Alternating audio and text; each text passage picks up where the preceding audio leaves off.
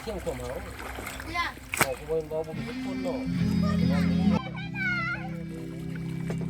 ปฏิบัติผมเอาไปรถไฟไปป่าเลยตอนนี้มาได้เนาะถูกขั้วนึงนี่ สบายเลย ขั้วนึงไปเสิร์ฟไป ลองใส่ไฟเด้อข้อไปนอกโค้งไปพูดไหมมึงเตะใส่ไฟหัวได้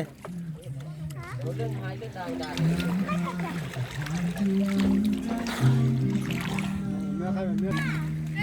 โอ้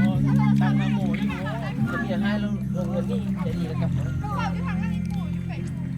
มันเกียร์มันเกียร์ทำไปหน่อย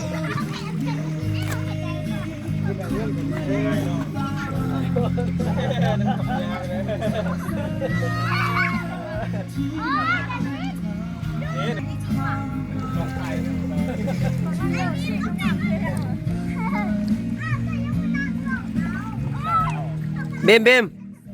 เข้ามาไหนได้ไหมลุงหน้าตุ่มเรามาล้างหน้าอยู่ไหนไปเข้ามาล้างหน้าพี่เอาเทียนทำแล้วโง่ก็ให้นั่นแหละแกโง่5 บาทให้เขาให้ เศร้าเดี๋ยวนี้เป็นสมานไม่เนี่ยม้วนเลยบางไปซี่แค่บางไทยเครื่องวิ่งพวกมันหัวนี่เห็ดไว้เห็ด ตายพังลงมาทำไม แม่นได้ มี เข้าสมัครเดี๋ยว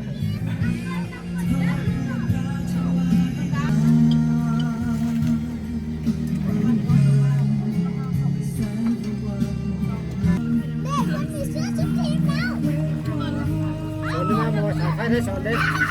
สอนนี่สายไฟได้มาบ่อย อยู่ร้านเองร้าน10 บาทร้าน น้ำไปน้อย ไม่ ไม่รู้รักอ่ะ ไม่หลายมึงดูหรอก ปีละมีงาม เรื่องนี้